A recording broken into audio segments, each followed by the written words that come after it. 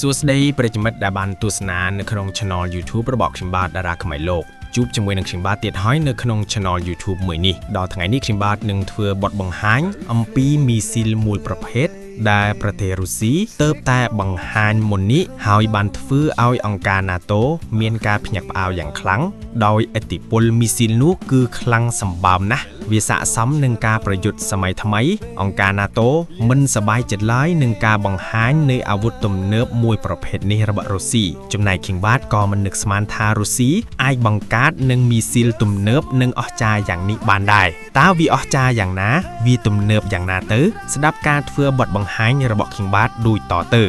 Oreshnik មីស៊ីលដែលធ្វើឲ្យអឺរ៉ុបភ្ញាក់ផ្អើលមុននេះក្រសួងការពាររុស្ស៊ីបានប្រកាសអំពីប្រព័ន្ធមីស៊ីលថ្មីមួយដែលមានឈ្មោះថា Oreshnik ការបង្ហាញនេះបានធ្វើឲ្យសារព័ត៌មានអឺរ៉ុបនិងជាតិ NATO មានអារម្មណ៍ភ្ញាក់ផ្អើលនិងមិនសប្បាយចិត្តយ៉ាងខ្លាំងព្រោះវាសម្របសម្រួលទៅនឹងសង្គ្រាមបែបសម័យថ្មីតើ Oreshnik ជាអ្វីOreshnik គឺជារបាំងមីស៊ីលប្រឆាំងយន្តហោះនិងមីស៊ីលដែលមានគោលបំណងបង្កើតពពកការពារលើអាកាសដើម្បីទប់ស្កាត់ប្រព័ន្ធប្រហារខ្យល់និងអាកាសដ៏ទំនើបរបស់អតីតគូប្រជែងវាអាចបាញ់គំរាមដ៏សម្បូរបែបពីដ្រូនមីស៊ីលយន្តហោះបច្ចេកវិទ្យាខ្លាំងសម្រាប់សមាជិកយុទ្ធសាស្ត្រគន្លឹះរបស់ Oreshnik គឺការប្រើប្រាស់រេដានិងបណ្ដាញ SES ដែលអាចបង្កើត information bubble ក្នុងពេល1ទៅ3វិនាទីបើនឹងតែដឹងតុល្យភាពគ្រោះថ្នាក់នៅលើអាកាស Speed plus reaction time ប្រព័ន្ធនេះត្រូវបានគេរាយការណ៍ថាមានល្បឿនប្រតិបត្តិការឆាប់ជាងប្រព័ន្ធដ៏ទំនើបរបស់អឺរ៉ុបច្រើនប្រភេទបង្កើតសម្ពាធនយោបាយយោធាដល់ NATO នាពេលបច្ចុប្បន្នប្រភេទគោលដៅOreshnik ត្រូវបានរចនាឡើងសម្រាប់ការបាញ់ទម្លាក់ drone ល្បឿនយឺតល្បឿនលឿនកំជ្រួច ballistic missile cruise ប្រព័ន្ធ jammer យន្តហោះ jet ការប្រយុទ្ធលើគោលដៅបែប hybrid គឺជាប្រភេទសង្គ្រាមសម័យថ្មីអាស្រ័យនឹងសង្គ្រាមអ៊ុយក្រែនការបង្ហាញសមត្ថភាពនេះពាក់ព័ន្ធនឹងការប្រយុទ្ធនៅអ៊ុយក្រែនដែល drone និង missile បានក្លាយជាឧបករណ៍ដំបូងក្នុងសមរភូមិរុស្ស៊ីបានអនុវត្តជាក់ស្ដែងមិនមែនតែរចនាអង្គភាពលើក្រដាសទេអឺរ៉ុបនិង NATO shock factor អឺរ៉ុបភ្ញាក់ផ្អើលពី2មូលហេតុឆាប់លឿនជាងការរំពឹងក្តីសង្ឃឹមនៃការបំបែកប្រព័ន្ធការពារអាកាស NATO អ្នកវិភាគអាមេរិកមួយចំនួនបានហៅវាថា New Air Defense Disruptor ឥទ្ធិពលលើប្រព័ន្ធ Patriot NASAMS IOST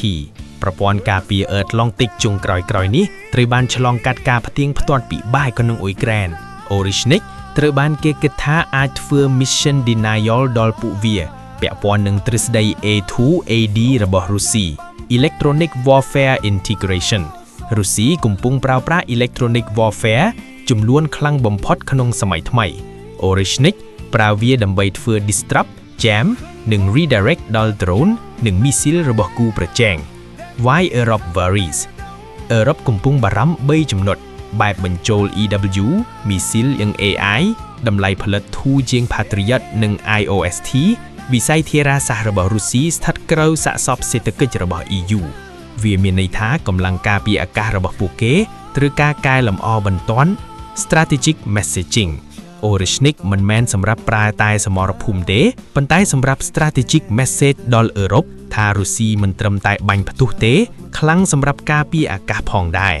យល់យ៉ាងណាដែរប្រិយមិត្តឥឡូវនេះវីដេអូបានមកដល់ទីបញ្ចប់សូមអរគុណសម្រាប់ការទស្សនាវីដេអូនេះកុំភ្លេចជួយចុច Subscribe Channel ខ្ញុំបាទម្នាក់មួយផងដើម្បីទទួលបានវីដេអូរបស់ខ្ញុំបាទបន្តទៀតជួបគ្នានៅវីដេអូក្រោយសូមអរគុណសូមជម្រាបលា